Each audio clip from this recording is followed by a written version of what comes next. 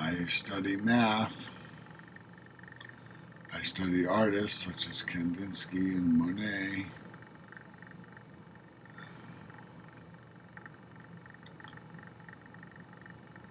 And I have an interest in synesthesia,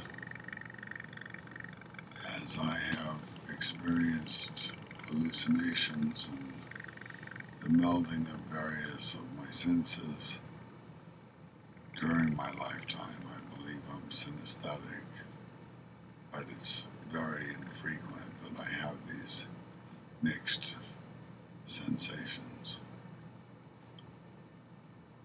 Okay, well,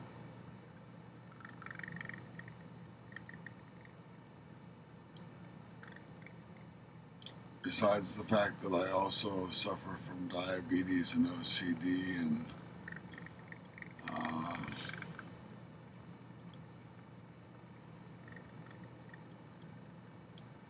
I've been a perfect liar my entire life, so none of this is true, of course.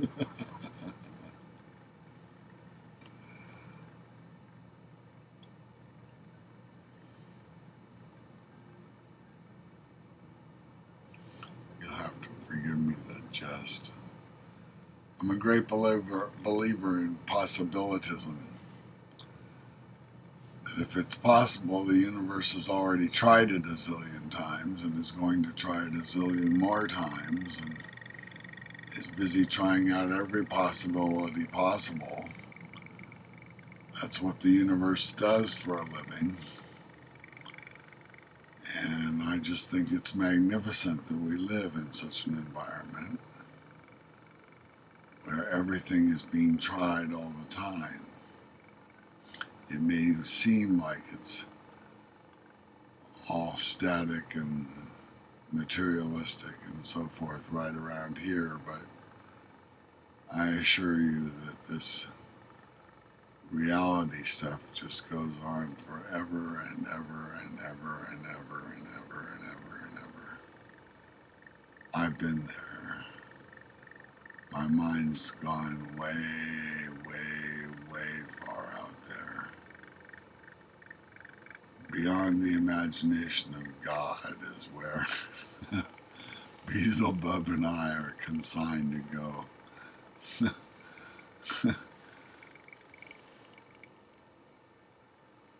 We've been bad boys.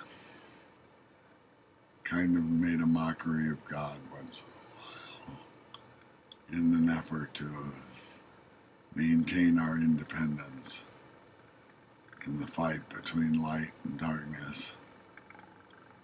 Well, that's as may be. That's where I believe man is, and Beelzebub believes his spirit is in the fight between light and darkness. And we're in the gray zone, the gray matter zone. Matter, spirit's pretty closely related to matter. And matter's rare, you know. Some 3% of the universe or so is matter.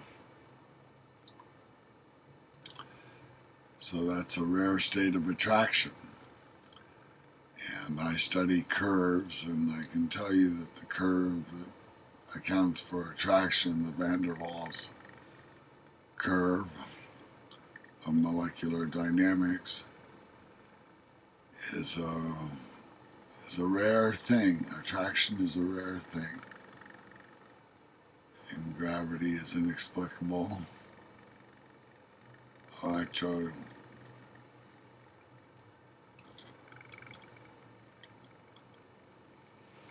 Dynamics, electronics is a fascinating subject to me. I wish I understood it better. I've studied Maxwell's theories, but they are beyond my ken. I realize my limits. I do not know it all. I'm not going to know it all. And the likelihood is that I shall sit and suffer as an ignoramus for quite some time, because I'm just plain stupid. and some stuff just refuses to sink through my thick skull. I have to have somebody explain some things to me about 10 or 15 times, very slowly, with all questions answered, and people just don't seem to have that sort of time anymore. They expect you to get it right from the textbook the first time and to remember it didactically, and that's just the way it is, folks. And I have a rather questioning, curious mind that likes to probe and say, but what about this about that? How does it relate to this? And how does it relate to that? And if I don't get those questions answered, if I can't associate a new concept in my mind with those that I already know, I have a terrible time learning anything new anymore. Well, now you've learned a bit about me and about my schizoaffective and schizophrenic and bipolarity. I'm a bipolar bear. So bye, polar bears. It's been good talking with you. Have fun. I hope this has been helpful.